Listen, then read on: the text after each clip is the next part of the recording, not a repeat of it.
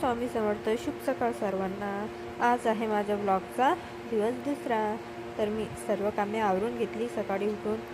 Kitchen, घरातलं बाहेरचं kitchen वगैरे साफ करून घेतली. नंतर आंघोळ वगैरे केली आणि फ्रेश झाली. आज माझी तब्येतही थोडी बरी नव्हती, पण तरी मी आंघोळ वगैरे केली.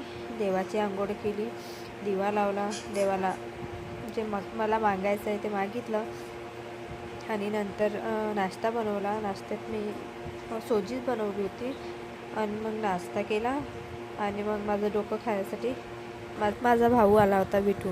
नंतर मी स्वयंपाकाची तयारी केली. स्वयंपाकात कोबीची भाजी, वरण, भात आणि पोळ्या केल्या. मग मी जेवण वगैरे करून घेतलं आणि मग थोडेसे अंगूर खाल्ले. अंगूर खाल्ल्यानंतर थोडासा आराम केला. दुपारच्या चहासोबत मी खाल्ली मुरमुऱ्याची भेळ. खूपच मस्त झाली होती. नंतर मी रूम घेतली आवरायला. रूम आवरता अर्धा तास गेला. नंतर मी कपाट पण थोडंसं आवरून घेतलं माझं. मग अंधारच पडला. मग लाईट पण गेली.